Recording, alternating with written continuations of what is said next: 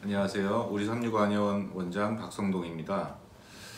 오늘은 다이어트 시리즈 세 번째 주제는 굶는 다이어트 과연 가능한가, 이에 대해서 말씀을 드릴 텐데요. 지난 시간에는 운동으로 살을 빼는 게 굉장히 어려운 일이라는 걸 말씀드렸습니다. 지난 편을 참고하시면 알 수 있겠고요. 그러면 운동을 많이 오랫동안 했던 분들은 아마 경험적으로 알고 계실 겁니다. 운동으로 내가 십수년을 운동했지만 살이 잘 안 빠진다는 것을 알고 계실 테고, 또 운동을 정말 나는 그거는 하기 싫다라고 하시는 분들도 결국은 살을 빼고자 할 때 선택하는 것이 결국 음식을 줄이는 이런 선택을 하게 되는 겁니다. 결국 다이어트라는 단어의 사전적 의미가 식이요법이기 때문에 결국 살을 빼기 위해서는 음식을 조절하는 게 가장 기본이 된다는 것을 말씀드립니다. 그러면 음식을 얼마나 줄여야 되는가, 또는 어떻게 먹어야 되는가, 이게 또 궁금하신 점일 텐데요. 오늘은 그것에 대해서 말씀을 드리겠습니다. 이제 다이어트에 대해서 생각을 할 때 음식을 적게 먹어야 된다. 그래서 특히 이제 젊은 여성분들께서 그런 경우가 많으신데, 무작정 굶는 경우가 있습니다. 하루를 통째로 굶는다거나, 또는 너무 허기가 질 때는 뭐 간단하게 초콜릿이나 뭐 이런 걸로 허기를 때우고 그냥 독하게 굶는 분들이 계신데, 그건 정말 안 좋다는 거를 미리 말씀드리고, 또 왜 안 좋은지는 또 차차 말씀을 드리도록 하겠습니다. 다들 아시다시피 체중을 빼기 위해서 가장 쉬운 거는 굶는 겁니다.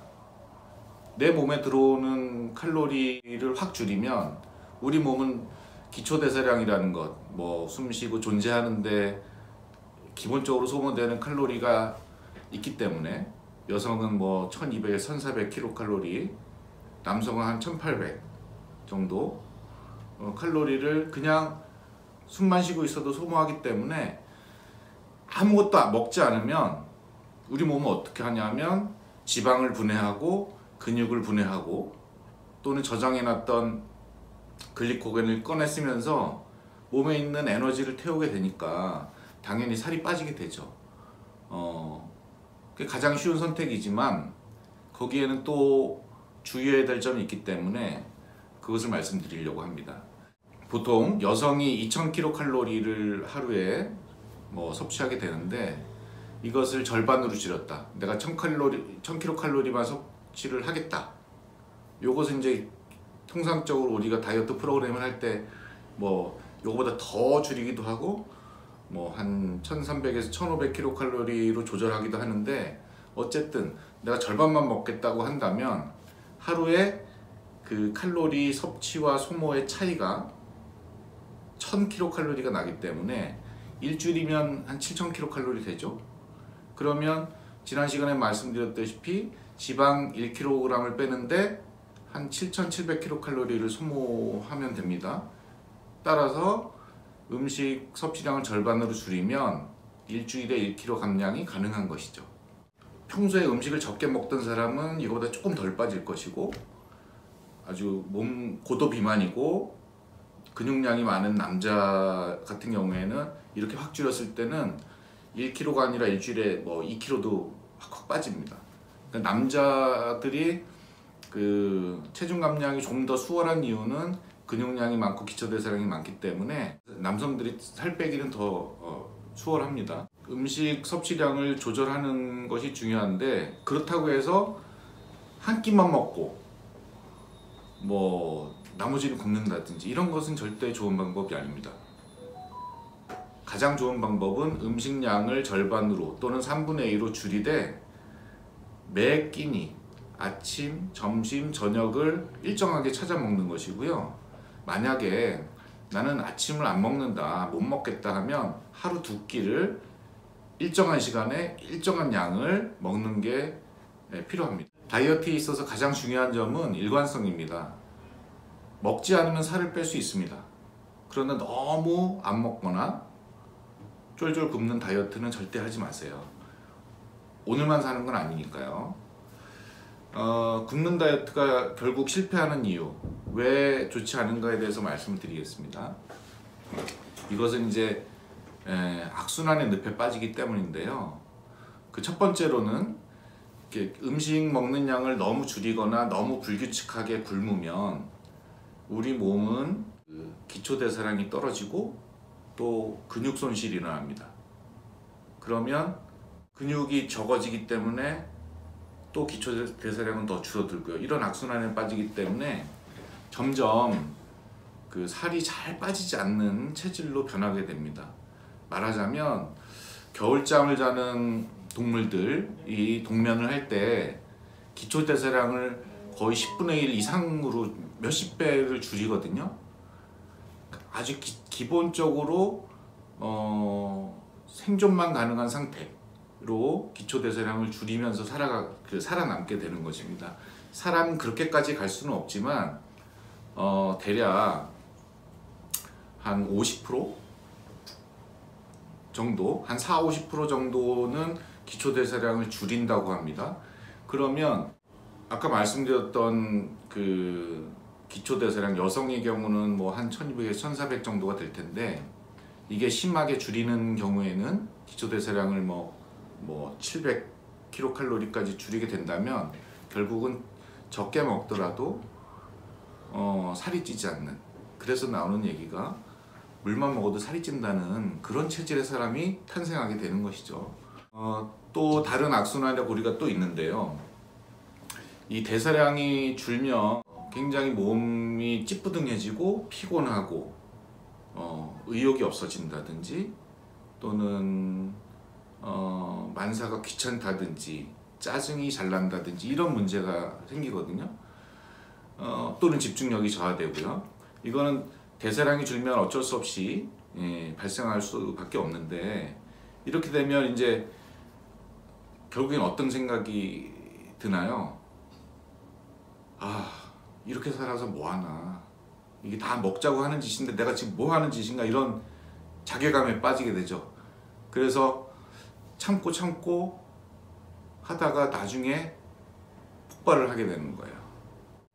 그동안 뭐 한 달이면 한 달 열심히 굶으면서 해왔던 것들이 한순간에 와르르 무너지는 이런 결과가 되고, 그렇게 해서 치킨에 손을 댄다든지 라면을 끓여 먹는다든지 아니면 양푼에 밥을 비벼 먹는다든지 함으로써 결국은 그 다이어트의 고통에서 해방되고 다시 예전으로 돌아가는 것이죠. 돌아가는 속도는 훨씬 빠르겠죠.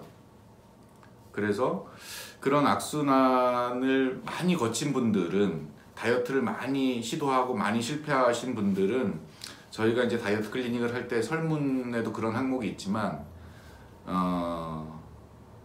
그 살이 잘 빠지지 않습니다. 결국 나중에는 굶어도 살이 빠지지 않는 정체기가 금방 오고 오래 갑니다. 그래서 그런 분들이 상담을 오시면 일반적인 경우보다 감량의 그 폭이나 또는 다이어트하는 기간을 좀 길게 잡아야 된다고 말씀드리는 이유가, 우리 몸은 거기에 적응해서 잘 빠지지 않는 체질로 변하기 때문입니다. 간헐적 단식이라든지 또는 또 예전에 유행했던 원푸드 다이어트도 마찬가지예요.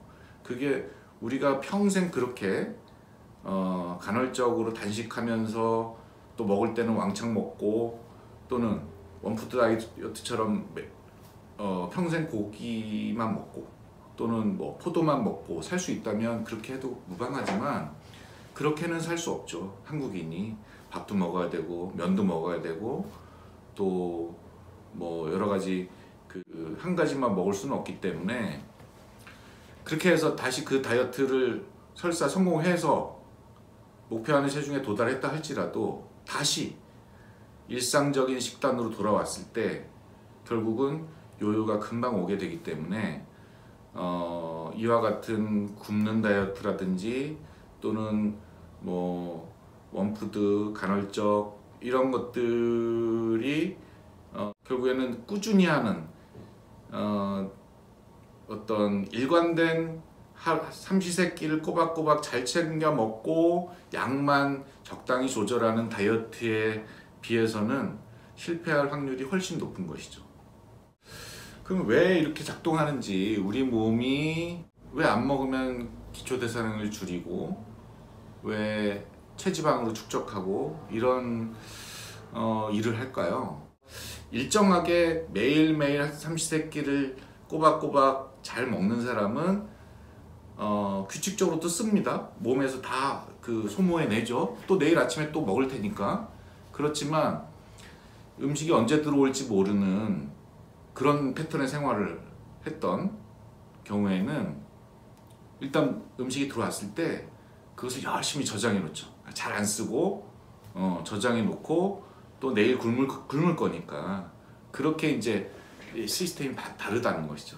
그래서 우리가 다이어트를 할 때는 굶는 다이어트보다 이 규칙적으로 먹는 삼시세끼를 다 먹는 다이어트가 더 성공할 확률이 높은 것은 이런 이유에서, 그러면 이제 하루 2끼나 3끼를 규칙적으로 먹으면 되는데 가끔 가다가 못 챙겨 먹는 경우도 있잖아요.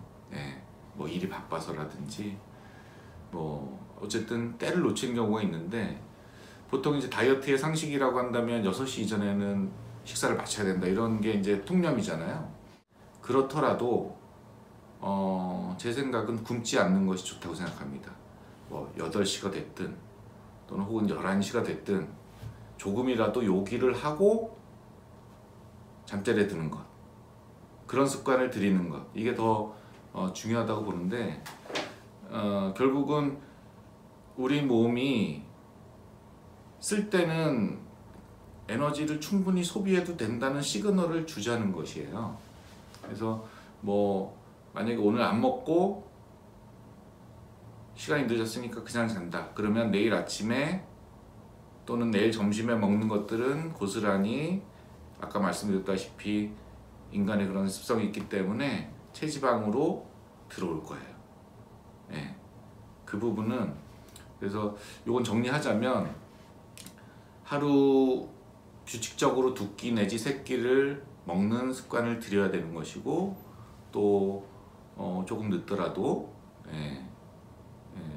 식사를 마치고 하루를 끝내고 잠자리에 드는 것이 장기적으로 봤을 때는 더 유리하다, 이렇게 볼 수 있어요. 일관되게 하는 것이 가장 중요하다고 했는데, 그러려면 몇 가지 필요한 것이 있습니다. 인간을 황홀하게 하는 것이 있죠. 이제 음식 중에서 고소한 맛이라든지 튀긴 것, 그 다음에 단맛, 그 다음에 탄수화물. 실제로 글루텐이라는 이제 밀가루 속에 있는 단백질 같은 경우에 이것도 이 섭취를 하면 인간의 뇌에서 어떤 아주 황홀감을 느끼는 어떤 그런 작용을 일으킨다고 하거든요. 그래서 뭐 빵 중독인 분들이 있잖아요. 이런 것에 빠지면 자꾸만 그게 생각나죠. 뭐 단 것을 좋아하시는 분들은 계속 그런 것들을 찾게 되고, 이게 말하자면 우리가 이제 술이나 담배, 마약 이런 것에 중독이 되듯이 음식의 이런 황홀한 맛에 자꾸만 길들여지게 되면 결국엔 다이어트를 성공하기가 굉장히 힘듭니다. 저도 이제 환자들과 여러 케이스가 있잖아요. 그래서 보통 이제 한식을 위주로 좋아하시는 분들이 훨씬 다이어트 성공 확률이 높아요. 이렇게 벗어나지 않기 때문에.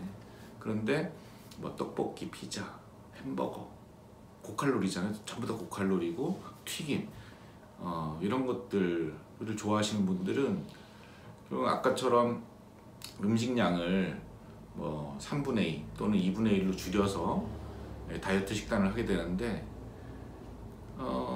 그때 그게 너무 견딜 수가 없는 거예요. 자꾸 고소한 맛, 단맛 이런 것들에 길들여져 있는 분들은 그 식단 조절이 너무 어렵습니다. 그래서 우리가 다이어트를 할 때는 이런 것들하고 과감하게 이렇게 결별하는 이런 좀 노력이 필요한데, 이거는 뭐 담배를 끊거나 뭐 이런 술을 끊거나 이런 것과 거의 유사하다고 볼 수 있어요. 그런 것들을 일부 이제 뭐 한약 처방으로서 도와드리긴 하겠지만 정말로 중요한 건 본인의 의지가 강력해야 된다는 거예요. 이런 것들을 끊지 못하면 아까도 말씀드린 그 악순환, 다이어트를 시도하지만 실패하고 다시 요요가 오고, 그러면 결국엔 그 살이 잘 빠지지 않는 체질로 변화하게 되는, 그런 그 과정을 밟기 때문에 결국 이런 황홀한 맛에서 멀어지는 이런 좀 훈련을 가지셔야 됩니다.